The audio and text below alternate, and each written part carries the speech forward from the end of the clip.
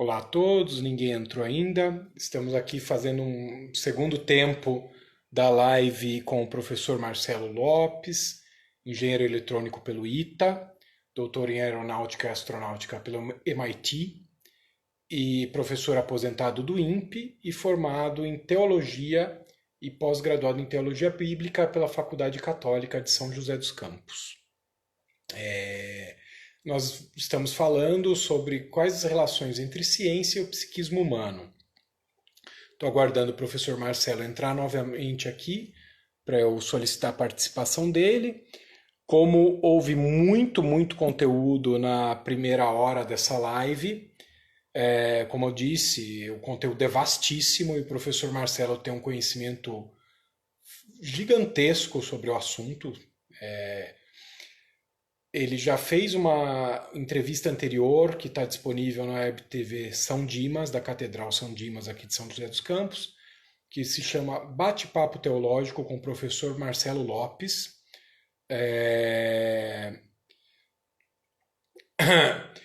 Discutindo o diálogo sobre fé e razão. Falando particularmente sobre a evolução do diálogo e das relações entre fé e razão, que seria um tópico anterior a este conteúdo que foi discorrido aqui. Nessa primeira hora, nós falamos um pouco sobre a evolução do diálogo das relações sobre fé e razão, alguns métodos de pensar cientificamente e a evolução do pensamento de alguns cientistas. E também adentramos o tema sobre a colaboração entre cientistas e psicólogos. Como na primeira hora muitas pessoas solicitaram a continuidade, né, que continuasse, porque o conteúdo realmente não se esgotou e foi muito breve, muito rápido, nós estendemos, continuo esperando o professor Marcelo entrar aqui para puxar ele para dentro, né, da live, para continuar o diálogo.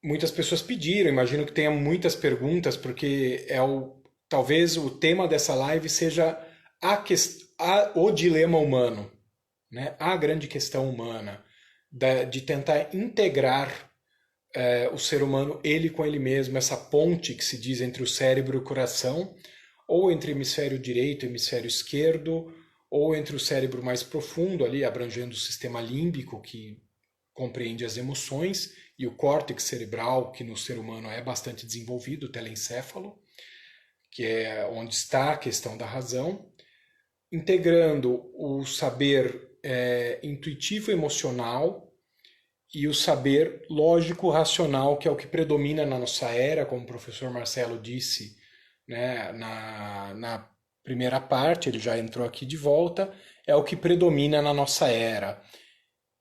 O saber intuitivo e racional, e que ele, cientista, né, só basta ver a formação dele, quem tiver curiosidade, veja o currículo dele no Lattes, é imenso, o saber dele é E imenso. desatualizado. Oi? E desatualizadíssimo. Faltam Sério? 1 bilhão de. Claro! Se eu ficar atualizando currículo lá, eu não faço mais nada na vida. Temos aqui um cientista de primeira mão e eu estava falando, né, como físicos. Tem um físico que eu gosto, sigo, que ele fala bastante de consciência. Ele propõe que a realidade que nós vivemos é uma simulação. Ele era físico da NASA, hoje ele pesquisa na área de consciência. E ele que traz isso, que nomeia isso que a gente chama de alma, espírito de consciência. E então eu acho que ameniza um pouco e em vez de afastar as pessoas que eventualmente podem ter algum preconceito sobre o que estamos falando, acho que aproxima. Bom, então, professor Marcelo, vou parar de falar que eu estava literalmente enrolando enquanto você não voltava aqui, porque o saber que tem aí não merece ser interrompido, pelo contrário, merece ser ouvido. Então pode continuar. Se tiverem perguntas, agora é a hora das perguntas, pessoal.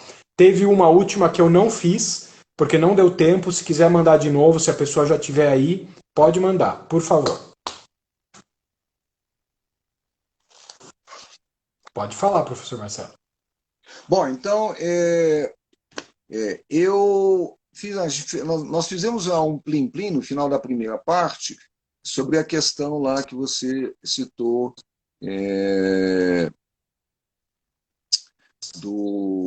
dessas relações, né?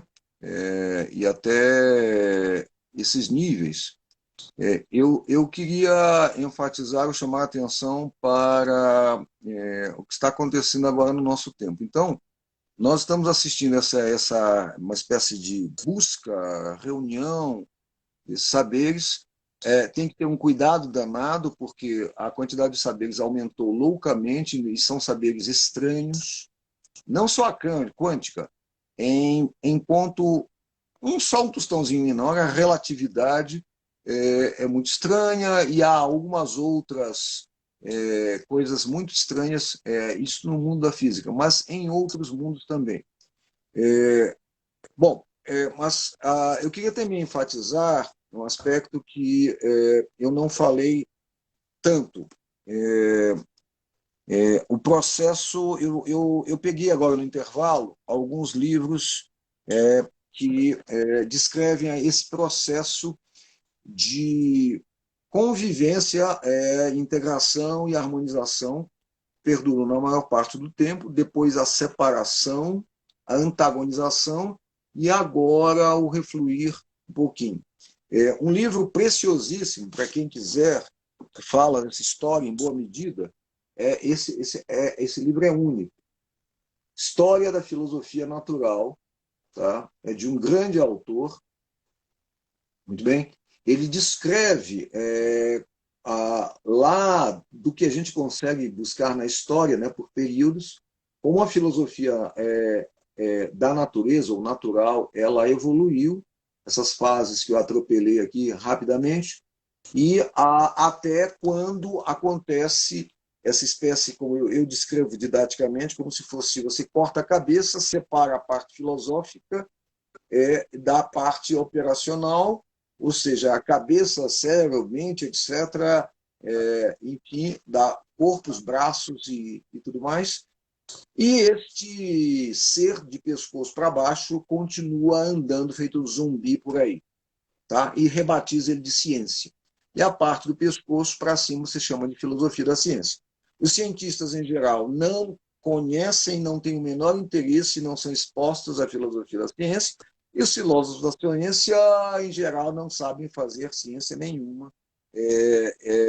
Enfim. Então, fica uma conversa de surdos. Pois bem, isso está descrito aqui. Muito bem. E ele cita, aqui faz citações muito interessantes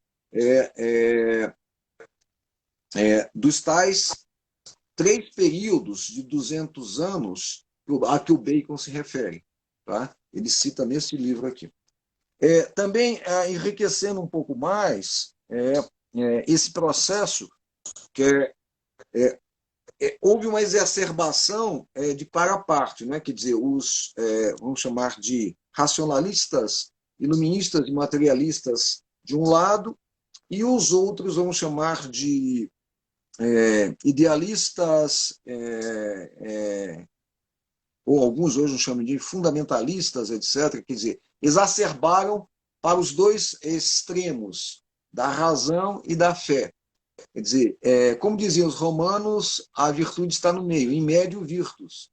Então, quer dizer, a integração, a harmonização, a sinergização dos conhecimentos é muito mais rica do que cada uma delas, especialmente se você vai para os extremos. Então, houve sim exacerbação do lado religioso, do lado da crença, sim, e até hoje há em alguns lugares. Bom, eu apontaria para quem tem interesse em entender esse processo, esta é outra obra maravilhosa de outro autor, Metaphysical Foundations of Modern Science. Quer dizer, para aqueles que acreditam que a ciência só tem fundamentos empíricos, racionais e outros, enfim, esse livro aqui é um banho de água fria, porque ele mostra como vários dos criadores da Modern Science, inclusive os criadores da Royal Society, começando por Robert Boyle, tá? Não Isaac Newton vem depois, tá? Ele presidiu a Royal Society, mas não fundou, tá? Como eles se apoiavam em ideias que não vêm do mundo do empírico, tá? Então, dizer, essa dicotomia é falsa. essa extremação, tá? De que eu sou cientista experimental e não tenho crenças, tá? Isso é bobagem. Enfim, no livro que eu citei, está lá em cima, eu posso pegar até, mas aí eu tenho que interromper um pouquinho, do Saber Disso, Saber Que, o professor Leônidas Agenberg enumera, apoiado em outros filósofos da ciência, Ortega y Gasset, enfim, o Carl Raymond Popper, essa tradução aqui que está em português é dele, o professor Leônidas Agenberg, com o qual eu estudei no ITA, né? Tudo bem. Nos bons tempos que nós tínhamos um senhor departamento de humanidades no ITA, com o professor Leônidas Agenberg, o professor Tani Vieira da Mota, o Bemor Pinto Damasceno, etc. Enfim, pessoas. E o professor Leônidas foi um dos pioneiros desses assuntos, o outro professor outro colega dele da USP. Bom, enfim. Então, ele enumera as crenças que os cientistas têm, ele coloca num conjunto de 12 crenças, das quais ele ressalta que as 7 primeiras são ainda mais populares que as 5 últimas. Bom, então, repetindo, eu falei aí para quem que tiver interesse nesse processo de caminhar junto, tá, durante boa parte do tempo, mas separação, antagonização, eu citei o História da Filosofia Natural, esse livro é único, como eu disse, tá? E eu citei Metaphysical Foundations of Modern Science, para você entender esse processo do qual todos nós somos vítimas. Todos nós somos vítimas essa antagonização, essa polarização, essa maluquice que nós estamos vivendo e sofrendo as consequências aí. Para quem gosta de música, os Beatles descreveram isso na música Nowhere Man. Tá? Quer dizer, da cabeça para baixo, se o corpo não tem cabeça, nós somos, cientificamente, em boa medida, boa parte de todos nós somos nowhere man. Tá? Muito bem. Para mostrar que também aconteceu do lado religioso, esse outro texto é muito bacana, quer dizer, houve uma exacerbação do lado religioso, The Closing of the Western Mind. Deixa eu ver como é que fica aqui, se você consigo colocar.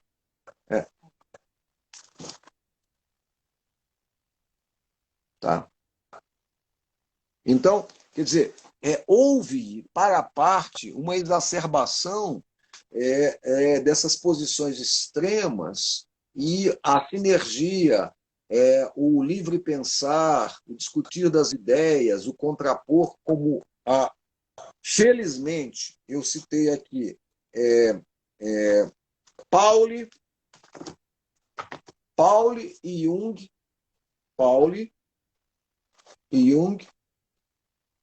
tiveram a grandeza de se juntar, de discutir, de trocar ideias, de achar pontos de contato, pontos de discordância, pontos de dúvida, e etc., de não compreensão, da mesma forma que David Bohm e o Jiddu Krishnamurti. Eu tenho o livro do Jiddu, mas não está aqui comigo à mão. Muito bem. Tiveram também essa e outros. Né? Então, bom, e nós chegamos a um ponto em que as pessoas que discordam, pensam de outras formas, tá? Nós estamos vendo isso aí, inclusive na internet e tudo mais, né? No WhatsApp e por aí vai, elas são caçadas. Tá? Elas são caçadas de várias formas, as que discordam dos paradigmas ou das maneiras de pensar usuais. Tá? Muito bem. Não fossem essas pessoas, nós não teríamos a mecânica quântica, nós não teríamos a relatividade, nós teríamos o princípio de exclusão de Pauli, nós não teríamos sincronicidade, nós teríamos um monte de coisas. Pelas pessoas que pensam diferente, as pessoas que repensam os paradigmas. Por exemplo, quer ver uma coisa que está acontecendo agora? Há um sem número de pessoas pensando, para quem tem formação em física, a experiência de Michelson Morley e a própria existência do éter. Tá? Há um sem número de pessoas pensando isso, repensando aquela experiência, interpretação, que é dada uma e só uma interpretação à experiência. É uma experiência dos 1900, que é um dos fundamentos da relatividade restrita. Bom, mas caminhando um pouco mais, mostrando a proximidade, eu quero ilustrar com este livro, por exemplo. Esse é um dos muitos. O título de estudo: Quantum Psychology. Quer dizer, quais são as fontes e quais são as consequências. Quer dizer, você aprende um conhecimento em um campo e tenta, são tentativas, eu não estou dizendo, jurando que isto aqui está absolutamente correto e nem acabado. Mas as pessoas estão tentando, elas estão discutindo, elas estão pensando, elas estão propondo. E, claro, boa parte disso vai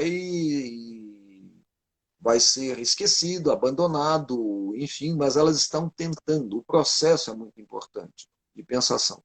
Bom, Vou aproveitar para fazer a colocação do Sérgio, que acho que talvez caiba aí nessa Quantum Psychology. por favor. Ele faz a seguinte citação, depois eu vou tentar colocar de uma outra forma, vamos ver, para aproveitar e colocar um pensamento meu aqui. O desenvolvimento de pesquisas semelhantes em locais diversos do planeta, fato comum ao longo da história humana, tem como base uma inspiração ou podemos crer em motivos acima da razão, ele chama de sobrenatural.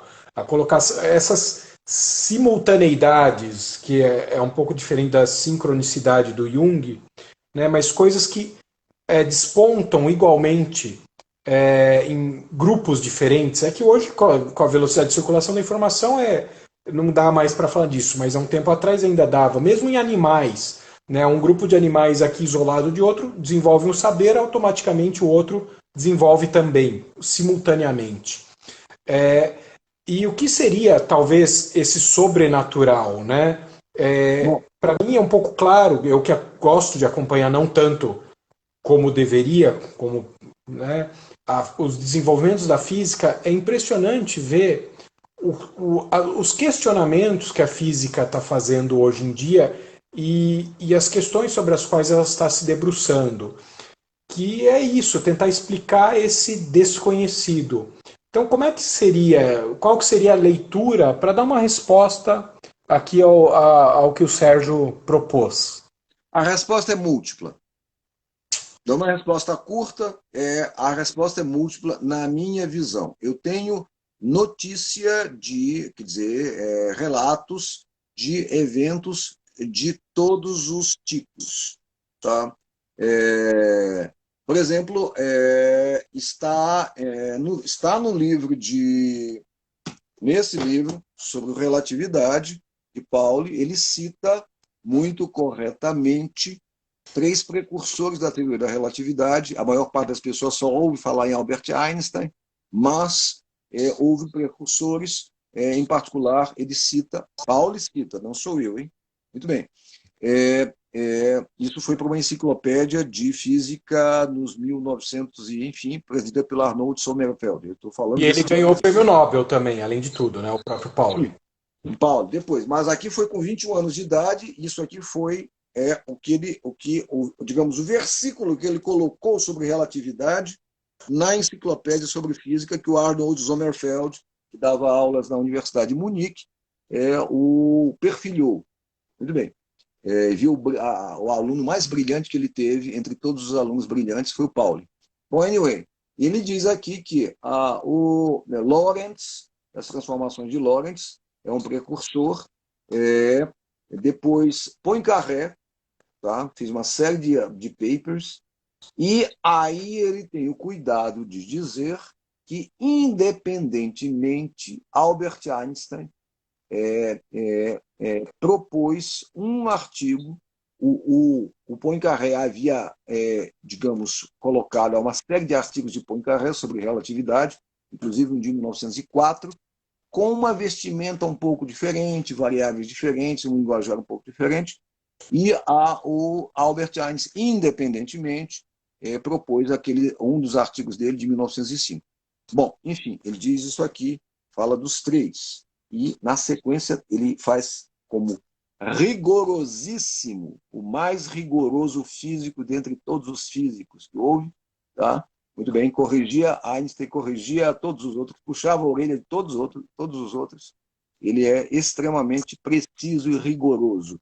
Ele diz a sequência temporal. Bom, esse é um exemplo em que pode sim, quer dizer, as ideias de um certo campo amadurecem a ponto de que os frutos brotam em vários lugares. Tá? A ideia de que só você vai ter uma ideia, ela é muito vaidosa e enganosa. Tá? Eu já vi várias vezes, na minha curta existência, tive um professor que teve um trabalho, enfim, não publicado, porque ele ouviu um italiano que pensou na mesma ideia que ele pensou e publicou um pouquinho antes. Então, isso já aconteceu. Com a história do telefone e com outras invenções e outras coisas, isso já aconteceu, sim, por uma variedade de mecanismos. Porque o conhecimento de uma certa área se difunde. Tá? Porque os mesmos fenômenos acontecem em vários lugares. Então há, sim, uma variedade. E até podem haver, em algumas circunstâncias muito peculiares, sim, algum tipo de conexão entre mentes. Tá? Eu citei aqui o orientador de doutorado, falei ainda há pouco, mas ninguém pegou esse grão de mostarda. O orientador de doutorado desse cidadão, Mark Ziffert, foi Stanley Krippner, que eu creio que ainda está vivo. Ele estudou profundamente, tá, os fenômenos de telepatia e provou, além da dúvida, um sem número de experimentos, que esses fenômenos acontecem, inclusive quando estão sonhando, em certas circunstâncias. Há um livro do Stanley Krippner, tá? Que é uma das suas obras máximas, que ele mostra isso com uma série de experimentos, etc., etc., com todos aqueles cuidados que os nossos queridos cientistas das ciências físicas naturais gostam. Duplo cego, aquela coisa toda. Bom, e houve outros antes dele. Eu lembro aqui, para quem nunca ouviu falar, o J.B. Rhine e a sua esposa Eloise Rhine, que dos 1928 até 1960 estudaram esses assuntos profundamente e filiaram uma porção de outros nos Estados Unidos. A conexão é mind and matter, quer dizer, e fenômenos que a ciência usual não explica. Então, essas coisas estão, sim, extremamente estudadas e documentadas, mas não divulgadas. O Stanley Krippner é dessa seara, um pouco mais o Rhine, J.B. Rhine, com sua esposa Louise Rhine, são pioneiros nos Estados Unidos. Tá? Muito bem. Mais recentemente, além do Stanley Krippner, há outros, Charles Start, Robert Mishlove, e há toda uma cepa de psicologistas que estudam essas coisas. Só que aqui entre nós, isso é pouco ou nada falado, nem os autores, nem as obras, nem os fenômenos, nem os experimentos, nem nada. Eu vou brincar, isso é amplamente desconhecido, amplamente não divulgado. Os motivos eu não vou nem entrar na seara dos motivos, né, porque eles são um pouco óbvios até, se quiser entrar. Agora, né, eu vou brincar aqui até com a. Tem um monte de gente elogiando, a Cris principalmente, falando que a live tá fantástica, que é a melhor live do Instagram. Tanto que desdobrou em duas, né? Numa continuação. Eu vou brincar com uma solicitação das pessoas aqui. Então, vamos divulgar esse negócio, né? O pessoal estava falando fazer uma série de lives, fazer cursos. Não. Sinto muito, mas aí provavelmente todos estão sendo ingênuos e naivos. Há muito boas razões porque essas coisas foram e são assim. Uma delas está espelhada nesse livro que eu recomendaria fortemente que vocês lessem. Alguém A falou nova aqui, né? Inquisição. Quer ver? A nova Inquisição. Quer ver? Eu vou puxar uma fala aqui que diz isso. Ah, da Tá? Cris. As pessoas que ousam falar nisso caem em descrédito. Exatamente, né? Por isso que eu estou apontando os livros, as obras e os autores. Eu estou sendo aqui cartesiano Por e isso, casca grossa, eu vou tá? brincar. É por Muito isso bem. que temos aqui o professor Marcelo, autoridade reconhecida, super pesquisador. Como ele falou, o currículo Lattes dele é um resuminho, é uma degustação, né? Porque é muito delicado falar sobre isso. Tem que ter muito cuidado e ser muito preciso, porque o risco é uma área, um campo muito nebuloso, muito sombrio, que a margem do crédito e do descrédito é muito sutil, a nuance é muito sutil. Então tem que se ter Exatamente. muito cuidado. Por isso que eu, por exemplo, quando vou falar, eu uso o termo consciência, né, Perfeitamente. para trazer para a luz da ciência mesmo, né, para não cair no descrédito, para ser ouvido. Porque senão as pessoas que poderiam ouvir e entender, elas, ah, não, isso é besteira, que é a história que eu falei agora há pouco, do quântico. Tinha uma pessoa que eu conheci, que na época era um amigo de um amigo, um grande hipnotizador, hipnólogo de palco, aí de uns 15 anos atrás, ele era muito famoso. Ele falava assim, se tinha duas palavras que se a pessoa falasse, a pessoa caía em descrédito para ele. A palavra cósmico e a palavra quântico. Porque tem muita apropriação inadequada disso. As pessoas fazem coisas muito legais da forma intuitiva, emocional, e querem dar uma validação, elas usam quântico hoje em dia. E aí acabou. E aí, porque nem os físicos quânticos têm ideia do que é a física quântica, como você acabou de falar. Imagina as pessoas que. Lembre-se o que o Richard Feynman falou, e Albert Einstein, e há outras citações inúmeras. John Bell, John Bell é um nome muito da geração, terceira geração, já ao final do século XX, dos maiores nomes da física quântica no século XX, no final do século XX. Então, há várias gerações. De Planck, que é o primeirão, né, em 1900, 23 de dezembro de 1900, muito bem, e até John Bell, e enfim. Então, eu estou citando aqui o nome, endereço, telefone, para não ter a menor pelo em Isso, ovo. que é isso, Bom, né? Para validar, para dar substância. Tanto que eu brincava nessa época que eu ia montar um instituto de medicina cosmoquântica. certo. Piada, obviamente. Para Bom, cair no descrédito. eu sou. Esse texto aqui é muito interessante, porque ele aponta uma série de casos em que cientistas foram queimados num tempo moderno, não na fogueira física, mas na fogueira, A fogueira digamos, do saber. institucional. Muito bem. A Nova Inquisição. O subtítulo é Racionalismo Irracional e a Fortaleza da Ciência. O que é a Nova Inquisição? A Nova Inquisição, nas palavras dele, é quando a ciência, em vários momentos, especialmente no nosso tempo, ela cristaliza, ela fecha em cima, ela adquire certezas que, por sua vez, são transformadas em verdades, tá? De alguma coisa. A ciência, a rigor, é o paraíso da dúvida. Ou, como diziam os gregos, haereses. Haereses, em grego original, tá? É dúvida. Então, a ciência é o paraíso da haereses. Acontece que no mundo religioso, a haereses foi depois atribuída uma conotação para um processo muito curioso e penoso, em heresia e com um significado pesado, negativo. Mas haereses, originalmente, é simplesmente dúvida, que é o dever de todo cientista. Aliás, René Descartes, eu citei, no discurso sobre o método, disse: não acredite em nada. Há uma espécie de 5 postulados dele que ele prescreve. Número 1, não acredite em nada. O que é a mesma coisa que duvide de tudo.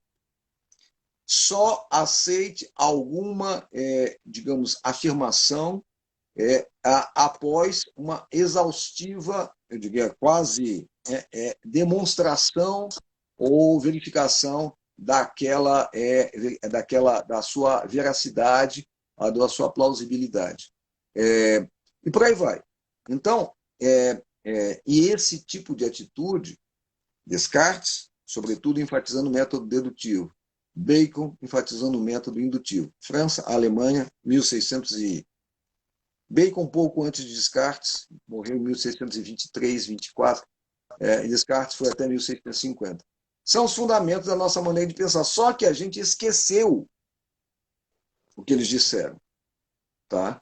Esqueceu o que eles disseram. E transformamos a ciência no paraíso não da dúvida, da hairesis, mas da crença, da fides, da fé, que tem o seu lugar em outro tipo de conhecimento.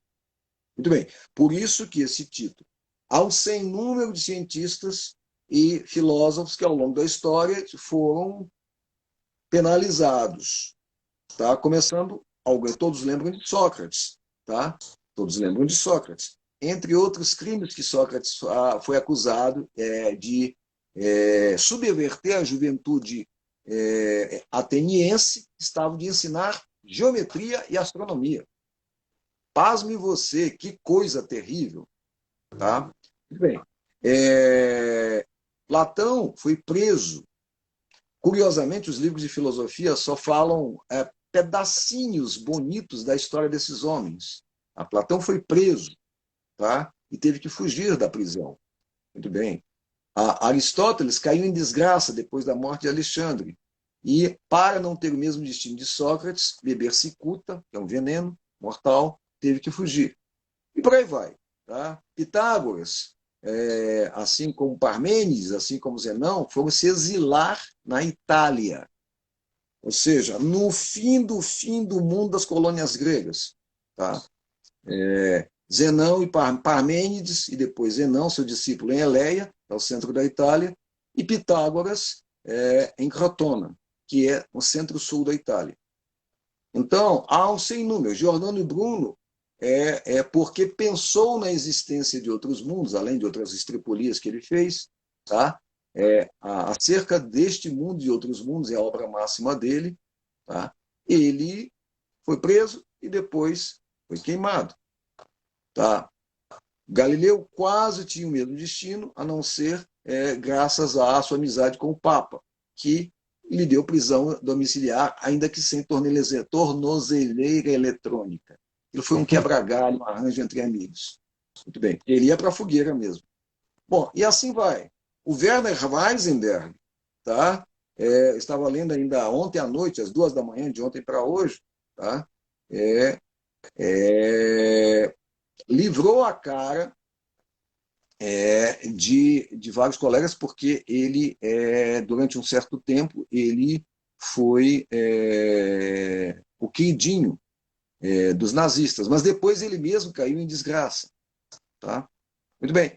E aí, a mãe dele era amiga da mãe do Himmler, e foi isso que salvou o Werner Heisenberg. Tá? Então, quer dizer, os cientistas, por quê? Porque o Werner Heisenberg, assim como Paulo e outros, começaram a ensinar uma ciência judaica, teoria da relatividade, nas faculdades da Alemanha. O Heisenberg, lá no norte, Arnold Sommerfeld, em Munique, e, enfim. Então, quer dizer, isto é perene na história da humanidade. Tá? Agora, nos Estados Unidos, procurem a história da professora Judith Curry. Judith, Judith, Curry, Curry. Ela tem todos os títulos, todas as centenas de papers na área de clima, aquecimento global, etc, etc, etc. E ela renunciou à tênue e as posições dela ela é a cabeça do Departamento de Ciências da Terra na Universidade da Georgia, tá? Georgia Tech, Departamento de Ciências da Terra. Muito bem. Por quê? Porque discordou das crenças oficiais. Tá?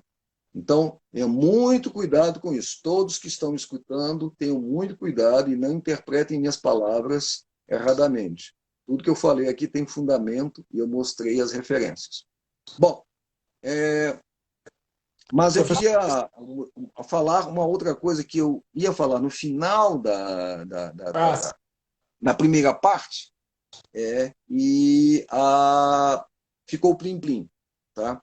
Que é o seguinte, nós falamos muito aqui no pensar, pensar, pensar, e você em alguns momentos até falou nos animais e quem sabe até nas plantas. Muito bem, pois bem, há várias indicações, indícios, sugestões em vários momentos e tradições que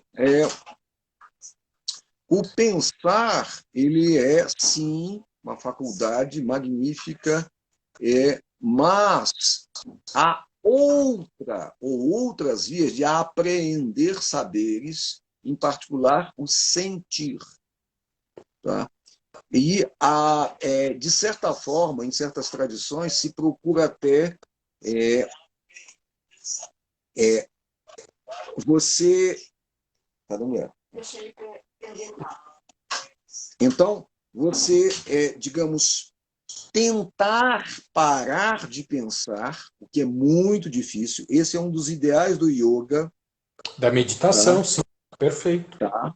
Tentar parar de pensar, passar a Titavrit, Yoga Titavrit, Narodya, quer dizer, apagar os turbilhões da mente, esvaziar, tá? Parar de pensar, o que é muito difícil, para você sentir e aprender por outros canais que nós temos, outros tipos de conhecimento. E aí, em particular, vem a intuição e a inspiração. Os artistas têm esse dom, por várias razões, sabe Deus quais, muito mais desenvolvidos que nós, e há outras maneiras de ainda, digamos, exacerbar ou desenvolver estas outras vias. São vias legítimas de apreensão do conhecimento que você mencionou de passagem, e nós estamos, de certa forma. Quer dizer, o ideal é você desenvolver o ser humano em toda a sua plenitude, em todas as suas dimensões. The further reaches of human being, como disse o Abraham Maslow, que tinha esse tipo de formação, mas não é muito mencionado. Então, de maneira que você se desenvolva em toda a plenitude, em todas essas suas maneiras de aprender, processar, armazenar e aplicar saberes e sinergizá-los, fazer com que ou seja, quando a fé se junta com a razão e vice-versa, quando o saber se junta com o pensar, com o sentir, as coisas ficam o melhor possível. Entretanto, eu não posso deixar, até porque eu esqueci de mencionar o nome dele explicitamente na primeira live, a lá da primeira lá, porque essa aqui já é a terceira. Da Web TV São Dimas. Exatamente o nome de Santo Agostinho, que tinha uma formação cascuda, pesada, em filosofia. Tá?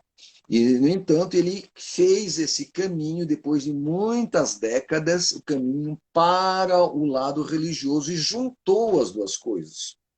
E depois dele, Santo Anselmo, pelo já no final dos anos do primeiro milênio, e tantos outros, enfim. Então, há essa sinergia entre filosofia e religião, dando um meio de campo chamado teologia, tá? é, é, é o que Santo Agostinho falava e Santo Anselmo e depois outros disseram cada uma à sua maneira.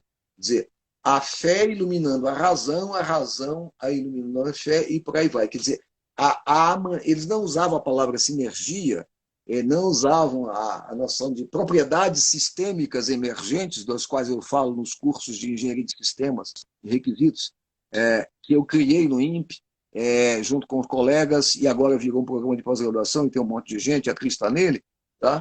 Muito bem. Essa sinergia, em que a soma é maior do que o efeito total é maior do que a mera soma algébrica ou aritmética dos componentes. Isto vem do pensar e do sentir, cada um à sua maneira. Bom, mas fale porque são 21h39 e as pessoas, você, etc. Vamos tentar fechar com as perguntas, então? Temos algumas aqui, eu vi, deve ter mais. Primeira pergunta mais importante de todas, que é da Rose, por isso é mais importante. A luz que você... Eu brinco aqui com ele porque a Rose é a esposa dele. Então, por isso que estou aqui fazendo a brincadeira. Não vale. À luz do que você conhece, o que explicaria a alteração do padrão de números aleatórios em computadores em situações de grande polarização humana ou grandes eventos? Ela fez essa pergunta, na realidade, para provocar o assunto. Por isso que eu falei que é a mais importante, porque eu sei disso. Há, para quem não sabe, um sem número de psicólogos e eletrônicos, e psicólogos eletrônicos e eletrônicos psicólogos que estudam as várias manifestações que hoje em dia se dourou a pílula com o nome de fenômenos anômalos, antigamente fenômenos paranormais. Aliás, o termo paranormal foi cunhado por J.B. Rhine, tá? Que na Universidade de Durham, na Carolina do Norte, tá? Estudou esses fenômenos solitariamente nos Estados Unidos desde 1928 até ele morreu em torno dos 1962 e a esposa ainda continuou. Então, há os livros do J.B. Rhine e depois os da Louise Rhine. E um sem número de pessoas do mundo inteiro foram lá estudar com ele. Muito bem.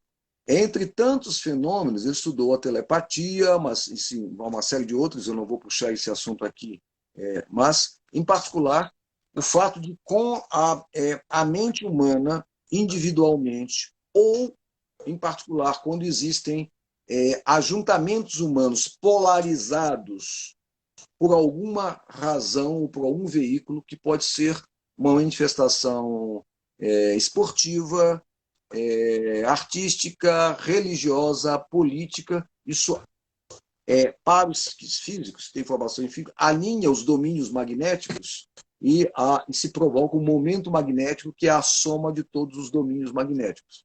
Então, se alinha as mentes, tá? Cria-se o que eles chamam, em alguns lugares, de uma egrégora. Quer dizer, é uma situação em que as mentes se alinham, alguns dizem vibram, enfim, são várias maneiras, modelos linguísticos para tentar descrever esse fenômeno, mas o fenômeno acontece. Há estudiosos que já mensuraram isto, quer dizer, seja a influência da mente sobre, por exemplo, padrões de geração de números aleatórios, especialmente durante esses eventos. Tá? Enfim, isso e outros fenômenos também. Então, esses fenômenos, independente da minha conhecimento ou vontade, eles existem, já foram constatados e mensurados em certas circunstâncias. Tá? Isto foi constatado. Eles existem, mas é uma das muitas facetas dessa relação entre a mente e o corpo, ou, enfim, do que nós estamos falando. Vamos adiante. Você estava descrevendo aí, antes de falar do alinhamento magnético, eu pensei na ressonância nuclear magnética, que é um método de exame feito em medicina, né, que faz o alinhamento magnético aí, principalmente no caso dos átomos de hidrogênio, e depois vê a hora que eles desalinham, né, a liberação de energia, a hora que eles desalinham, e aí faz a imagem. Tem outras coisas aí, outras nuances, mas lembrei muito disso. O Danilo, eu posso errar aqui porque eu não sei se é um erro de digitação ou é um nome. Ele pergunta, né, professor Marcelo, forrar, está escrito F-O-H-A-T, eu não sei se está correta a grafia nem a minha pronúncia, pode ser a manifestação que influencia as grandes ideias, como aconteceu com Rousseau e Tesla, que obtiveram suas ideias em um estado de transe? Eu não conheço o termo. Deve ser um termo alemão. Parte dessa literatura vem até por causa da proximidade dos autores ou dos estudiosos, mas ele citou Tesla e citou quem outro? É, Rousseau. Tá. Eu não, embora não tenha a biografia deles na cabeça no momento, né? Tintim por tintim, eu diria que não foi só isso, ou se é que foi isso, não foi só isso. E há outros, não sei porque ele citou o Rousseau, sendo que há outros indivíduos talvez mais relevantes na história da humanidade. Tesla, sim, é um fenômeno da virada dos 1800 para 1900 até, enfim, a primeira metade do século XX, e que deixou um sem número de contribuições, algumas das quais, a maioria das quais, aliás, o grande público não conhece. Conhece a lâmpada fluorescente, conhece os alternadores, conhece transformadores, a corrente alternada, talvez um pouco de alta tensão, mas não muito mais do que isso. Então, o processo de, de pensação deles é objeto de algumas pessoas que os conheceram em particular. Já que ele citou o Tesla, então eu vou lhe dar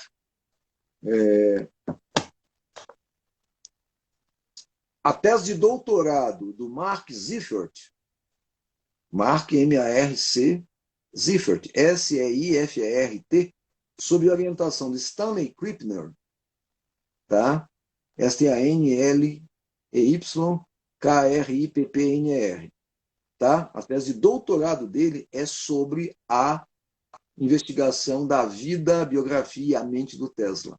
E essa tese de doutorado se tornou um livro clássico, talvez uma das melhores biografias descrevendo esse ser complexo que foi Tesla. Então, para você ver como essas coisas que nós estamos falando têm proximidade uma com a outra. O Danilo aqui explicou melhor, né? Forrar, a grafia está correta, é descrito pela Helena Blavatsky, né, que propôs a teosofia. A Blavatsky eu não estudei, não fui atrás, mas eu, como sou médico, fui muito atrás do Rudolf Steiner, antroposofia, que se contrapõe, né, teosofia e antroposofia. E eu sempre fiquei pensando, e ele, quando você falou daquele método de observação, intuitivo, descrito, acho que pelo Bacon, né? Eu lembrei muito do Rudolf Steiner citando, eu não vou lembrar, não sei se eu estou correto no nome, mas Goethe, não sei se aquele Goethe que a gente normalmente conhece ou outro, eu não me aprofundei no estudo, de observação, de uma outra forma de observação. O Rudolf Steiner propunha, por exemplo, para entender o funcionamento de uma planta, que se observasse ela, mas não observação com os olhos e com a mente racional, uma outra observação com a mente esvaziada, mais própria da meditação. Eu sempre me questionei como que o Rudolf Steiner conseguiu escrever todo o conhecimento que ele escreveu. Basicamente, ele escreveu uma medicina ali em 1900, na Europa, no Ocidente, o que já tinha sido descrito no Oriente há 5, 6 mil ou 10 mil anos atrás, pelo pessoal na Índia, na China. Depois de um tempo eu fui começar a perceber como que se deu isso, que é esse conhecimento intuitivo de uma outra forma de percepção. Não é possível se fazer isso de forma racional. E a gente acho que falou muito isso sobre essas percepções, né? Eu fiz essa pergunta na primeira metade da live, se era possível dizer se os maiores avanços foram feitos no intuitivo emocional ou no lógico racional. Está respondido ali de alguma forma. Eu não vou me alongar aqui porque já estamos com 50 minutos nesse segundo momento. Acho que já é hora de encerrar. É lógico que tem gosto de quero mais. Tá todo mundo pedindo mais, né? Aí fica a critério do professor Marcelo, meu convite está aberto, todo mundo está aberto. Então, deixa eu comentar brevemente isso aí. Agora eu entendi o que ele disse. A Blavatsky menciona que ela mesma teve acesso aos, daí o nome, o Akashic Field, em particular ao livro de Dizian, que é uma maneira didática de dizer que são registros de tudo que se faz, enfim, etc. Na visão dela, nas palavras dela. Então, possivelmente é isso. Eu não descarto que esses indivíduos, por esses vários processos da mente, que não são esses métodos que veja bem, eu comecei lá com os degraus mais objetivos, ou ensináveis. Mas eu falei que a intuição e a inspiração já são muito mais difíceis. O processo de pensar, que privilegia os primeiros métodos, ele, de certa forma, se opõe e impede o processo de sentir, que enfatiza os dois últimos, a inspiração e a intuição. Então, eu não descarto que esses indivíduos tenham usado esses vários métodos. Há indícios que sim. Muito bem. E a ter acesso a esse conhecimento. Sobre a divisão da mente e sobre essas outras práticas, eu não quero deixar de mencionar que a prática de divisão da mente, seja acordado, seja dormindo, tá? Faz parte de um sem número de técnicas reportadas em várias tradições muito antigas, especialmente, em particular, a egípcia, que foi aqui, de certa forma, mas que mais chegou até nós. Então, se você remonta a Rudolf Steiner e até Rudolf Steiner à Índia, etc., eu remonto ainda mais antigamente. Tá? Eu termino dizendo o seguinte, quer dizer, como dizia a orientadora da Rose, uma senhora que, infelizmente ou felizmente, infelizmente para nós, felizmente, está no céu, extremamente culta e viajada, nós herdamos alguns livros. A Rose herdou toda a biblioteca dela e teve que dar uma parte. Esta civilização está vivendo o seu período mais baixo nível de consciência. E eu, à medida que eu vejo as coisas acontecerem à minha volta, inclusive hoje, eventos ao longo do dia de hoje, eu fico cada vez mais convencido disto. Portanto, a junção de saberes, essa reação, cada um à sua maneira, é mais do que bem-vindo. Bom, eu não sei quanto tempo nós temos dentro poucos minutos. Da minha parte, eu fico à disposição para você caminhar para o encerramento. Não sei se ainda tem mais alguma pergunta. Não, agora chega. Bom, para encerrar, vou dar um aviso, inclusive, para quem chegou agora, um amigo meu chegou agora. Acho que a live seria interessante para este grupo de amigos do qual nós dois fazemos parte, ele é médico também. Então encerramos aqui essa live de hoje, que começou às 8 da noite, essa segunda hora dessa live, dado a extensão do conhecimento, essa compartilhar fantástico desse saber imenso que está aí guardado, que é imenso, da quantidade de informação que tem aí dentro. Acho que a gente pode ter um vislumbre disso, como eu digo, é um tira-gosto, é uma degustação. Hoje a gente falou sobre ciência e psiquismo humano, com o professor Marcelo Lopes, com uma formação extensa e vasta, um conhecimento também muito amplo.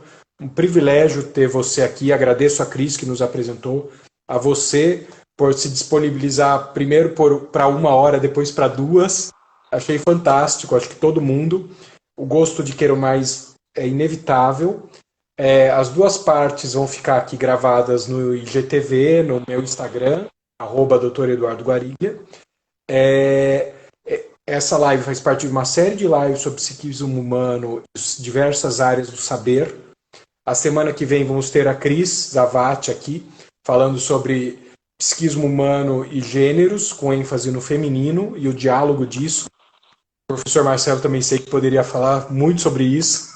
Assista e comente. Estudado longamente, é uma história fascinante. Não é? Fascinante. Tem muito a ver com o que nós falamos hoje, né? Essa dialética, essa divisão entre intuitivo, emocional e lógico, racional tem muito a ver com isso, não é à toa que a sequência foi assim. Tem muito a ver com isso, essa integração, que é do masculino Mas e feminino em essência, no fim das contas. A Cris está falando que foi a live mais incrível, então só tenho a agradecer a todos que acompanharam até agora, o professor Marcelo, a Rose, que esteve aí pontuando algumas coisas, está agradecendo aqui também. Então, muito obrigado. Alguma fala para encerrar, professor Marcelo? Ou estamos bem? Aproveitando os segundos finais, eu estimularia, enfim, com a veia de professor, os livros que estão, pelo menos, em português, que eu citei. Eu citei em português, eu citei o, A Nova Inquisição, tá? Do Robert Anton Wilson, que é um polivalente. Existe em português, não é esse exemplar, Ciência e o Campo Acástico, tá? Do Erwin, Erwin Laszlo. Tá? Eu citei do Mark Ziffert, Além da Velocidade da Luz. Esse título é um pouco enganoso, porque ele trata de várias coisas, e eu não tenho aqui em mãos,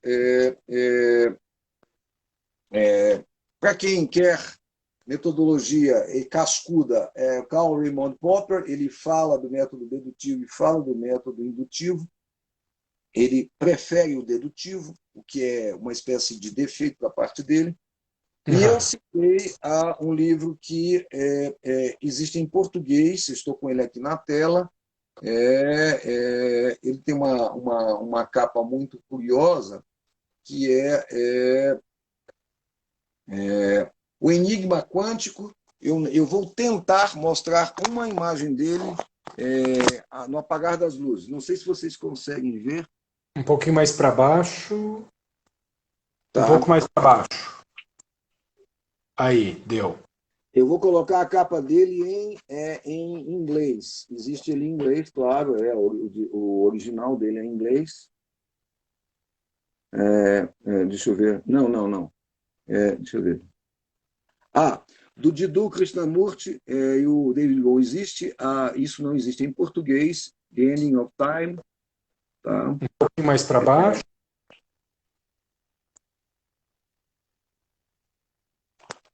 Ainda está. Ainda estão escutando? Sim, estamos. Do The Paulo, Ending of Time. do Paulo Jung. Deixa eu colocar aqui.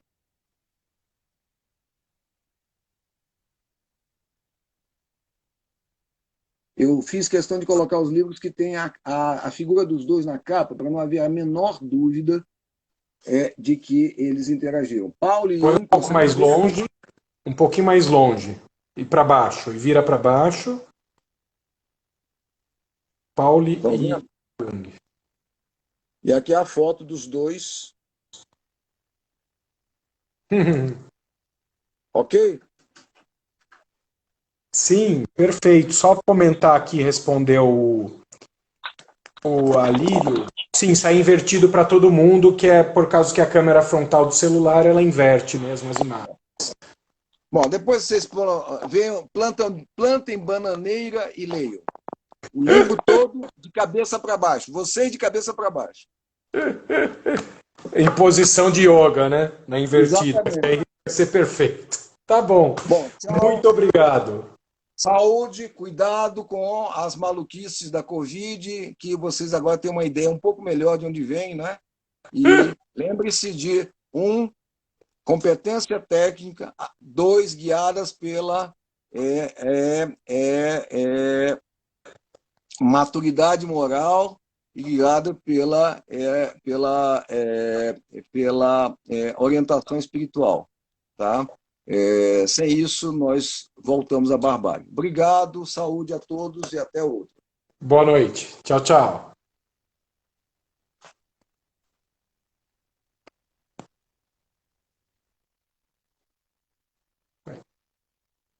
Não encerra.